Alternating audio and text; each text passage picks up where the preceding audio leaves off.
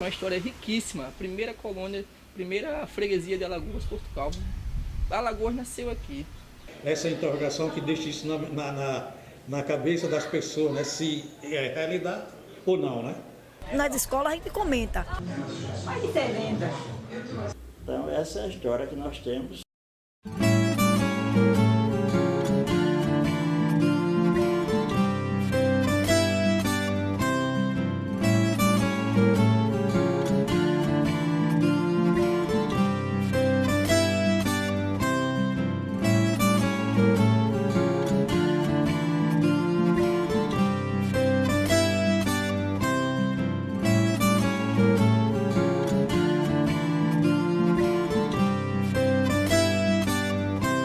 Portugal é uma cidade cheia de contradições, desde o início ao seu hino de Portugal. Quando o Padre Espírito fez o hino de Portugal, fez um hino muito bonito, que fala sobre Guedes e Miranda, fala sobre Zumbi, fala sobre Calabar, mas tem uma parte do hino que eu não gosto muito, quando é que ele fala: salve, salve, ó Cristóvão Lins, és nosso herói fundador. Eu, particularmente, não considero o Cristóvão Lins um fundador de nada, e principalmente herói. Porque ele, segundo Dirceu Lindoso, ele foi um dos maiores degoladores de índio da história da humanidade. Como é que eu posso considerar uma pessoa dessa herói? Nós sabemos desde criança, né, pelas escolas, que o fundador foi o Cristóvão Lins e que Porto Calvo recebeu 4 nomes: Santo Antônio do Quatro Rios, né, Vila do Bom Jesus, Porto do Calvo e por final ficou Porto Calvo. Pode ser lenda ou não, e as margens do Manguaba, como o comércio era fluvial, aí vinham as barcaças trazendo sal, charque, etc. E lá tem um velho calvo, que conheciam como Dom Cazuza. E a turma dizia: vamos lá para o Porto do Calvo, o Porto do Velho Calvo. E daí ficou Porto Calvo. Bom frisar que antes ele passou por Santo Antônio dos Quatro Rios, devido aos 4 mananciais que circundam a cidade, e também passou por Bom Sucesso, devido ao êxito de Matias de Albuquerque, quando venceu aqui as tropas holandesas. Mas eu não acredito nessa versão, eu acredito mais na versão de Dirceu Lindoso, que fala sobre, no seu livro, Formação de Alagoas Boreal, que Porto Calvo era uma região em Portugal, que essa Porto Calvo de Alagoas era muito parecida com a região de lá, e Calvo queria dizer as Matas Calvas. Aí a região era muito parecida com o Porto Calvo de Portugal. Aí, devido a isso, os portugueses que colonizaram aqui nossa terra colocaram o nome Portugal para se sentir em casa. Tanto é que, por exemplo, em São Luís do Maranhão, muitas ruas de São Luís são os mesmos nomes das ruas de Lisboa e de outras cidades de Portugal, para eles se adaptarem. Porto Calvo é a primeira freguesia do estado de Alagoas, de 1575, e depois foi elevado à vila, já em 1636, e depois a cidade.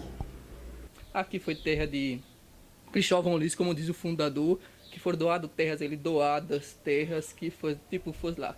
As terras são suas, são doadas, mas era tipo assim: vá lá e mate tudo e a terra é sua, você tem que explorar. Na verdade, queria dizer isso. Cristóvão Lins, ele veio aqui em 1500, não lembro a data, mas em 1500, século XVI, veio aqui, matou os índios, tinha os índios nativos, que tinham muitos aqui. É bom lembrar que Portugal já era habitado. Cristóvão Lins, que é o precursor, que ele tinha terra daqui até Cabo de Santo Agostinho, então ele é quem construiu a igreja. A igreja aqui de Porto Calvo, Nossa Senhora da Apresentação, igreja matriz, ela é datada de 1610 e é a igreja mais antiga aqui do estado de Alagoas. E uma das mais antigas do Brasil, né? Ela foi construída pelos portugueses. A iniciação dela, no caso, o começo da construção foi no ano de 1575, por Cristóvão Lins, que era um dos donatários da capitania de Pernambuco, um dos sesmeeiros, na verdade. Então ele começou essa igreja em 1575 e concluiu em 1610. O corpo dela em si, ele é original. mas temos algumas peças provenientes de reformas e ignorâncias, né, de muitas pessoas. Eles removeram o piso, retiraram a mesa da comunhão, o púlpito, mas o que prevalece é a imagem da padroeira, que ela antecede 1575. Nós calculamos aí em torno de uns 450 anos. O pessoal, quando fala da igreja, diz que ela tem parede ali que se esconde uma pessoa. Eu não sei se isso realmente é realidade, né?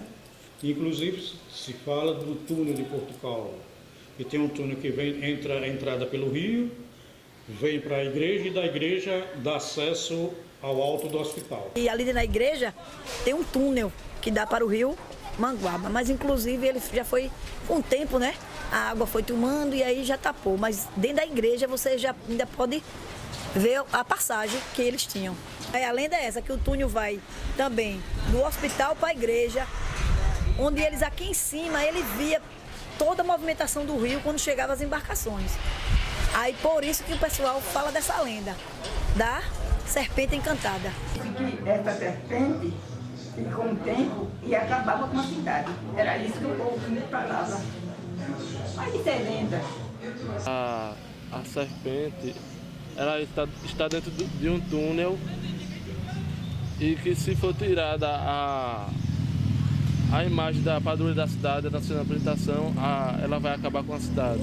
A história relata que existe uma rede subterrânea que começa aqui no altar e vai até o hospital, onde antigamente era o Alto da Forca, e saindo também daqui do altar em direção ao rio, que eram alguns pontos estratégicos, tanto de fuga como de defesa. É comprovado historicamente, só que infelizmente nós não temos acesso a essa entrada, devido a algumas reformas feitas no local, então eles taparam até para uma forma de proteger.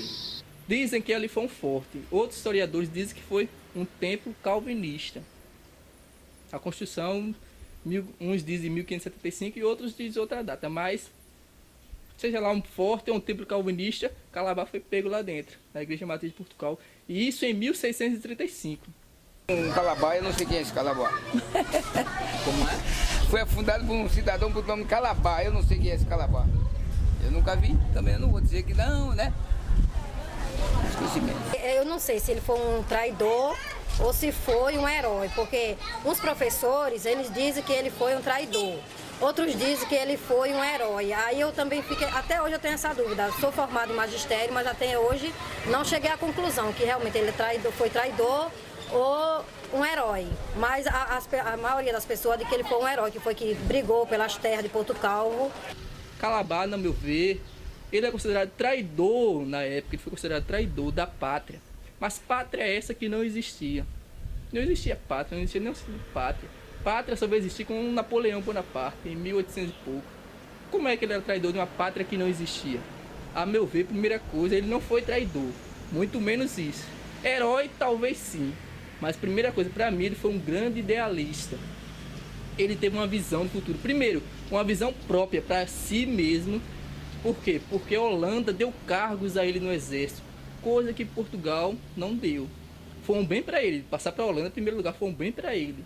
Ele pensou um bem para ele, mas também poderia ser bem para o Brasil. Ele partiu para o lado holandês, porque ele viu que os holandeses queriam o bem do pessoal e os outros queriam explorar. Por isso, até hoje, essa interrogação sobre herói ou traição. Ele pensou muito e foi viver do lado dos holandeses. Qual era a maneira dele? Uma vez já soldado português, procurou se alistar do lado dos holandeses, só que ele já tinha prestado juramento na bandeira portuguesa, por isso foi tratado por Matias de Albuquerque como traidor. Naquela época não existia pátria, praticamente, aquele sentimento. O que existia era o quê? Dois invasores, espanhóis e portugueses de um lado e os holandeses do outro lado. Então, o que fez Calabar? Os portugueses sempre explorando, sempre levando tudo que era nosso.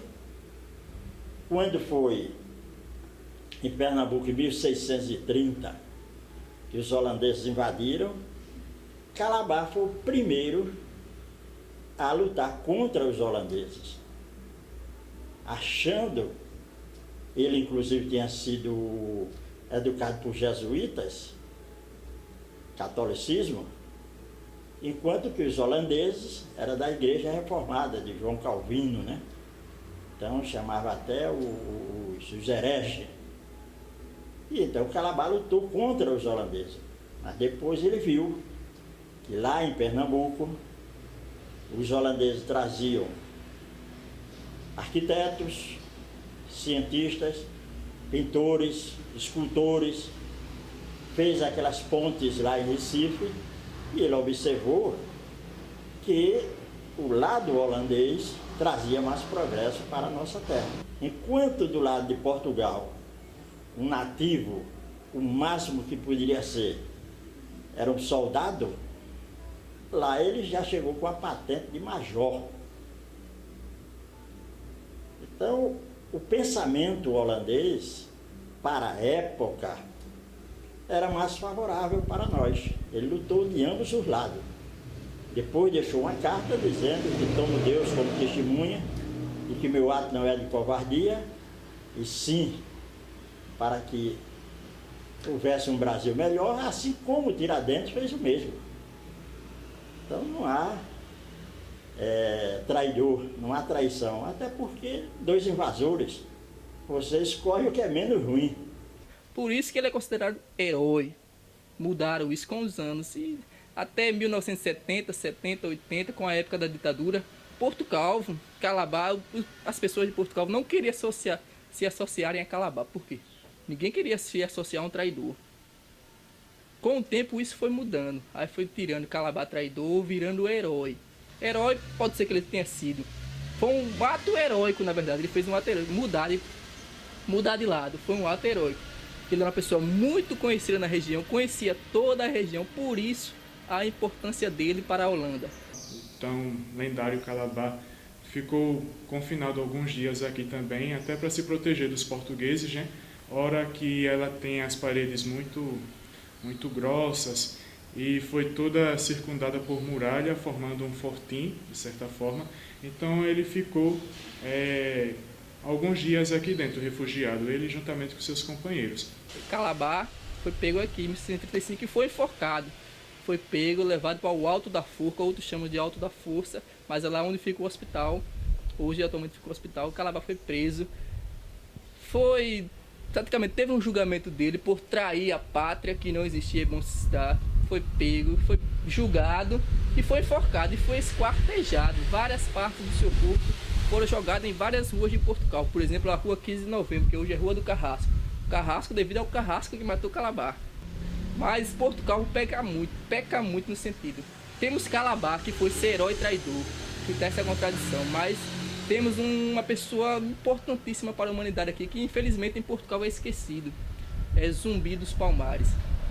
Uns historiadores dizem que ele nasceu aqui, mas outros dizem que ele veio para aqui como criança. Foi criado aqui na nossa igreja até os 15 anos de idade.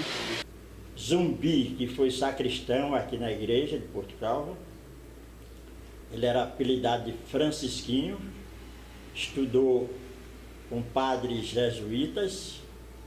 E foi um padre que criou ele. Aí depois daqui foi que ele fugiu para a Serra da Barriga, União dos Palmares. É isso que eu falo, Zumbi, Calabar é o herói traidor nacional e Zumbi é herói mundial. E você não vê nada em referência a Zumbi dos Palmares aqui em Porto Calvo. O Zumbi é um pouco esquecido.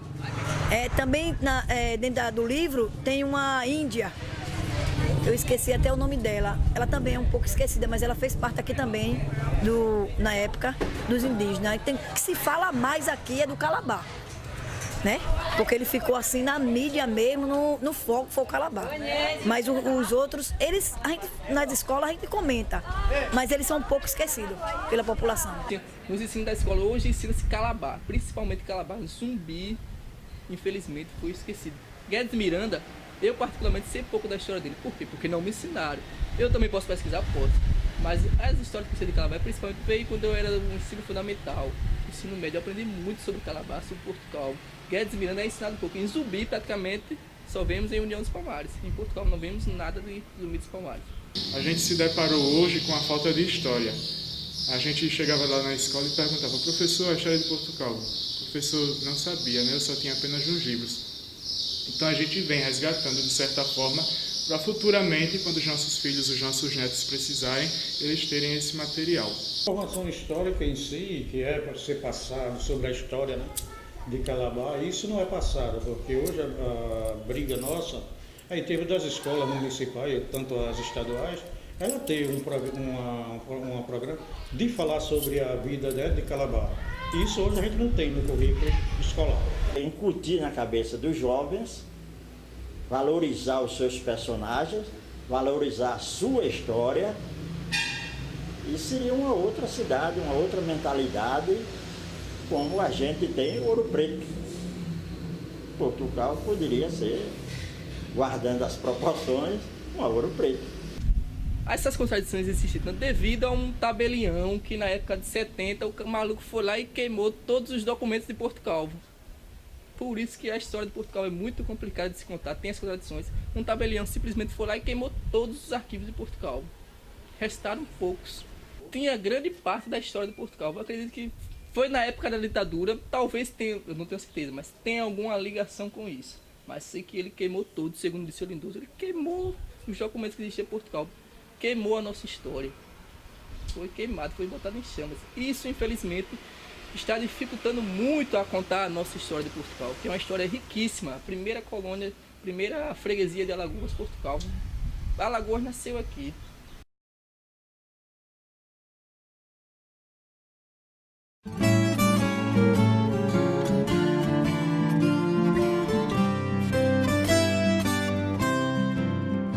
Alagoas, estrela radiosa, que refugia ao sorrir das manhãs da República, és filha donosa, maga estrela entre estrelas irmãs, alma pura de nossos avós, como bênção de amor e de paz, hoje paira fugir sobre nós, e maiores, mais fortes nos faz. Tu, liberdade formosa, gloriosa hosana em tuas. Salve, ó terra vitoriosa, glória à terra de Alagoas.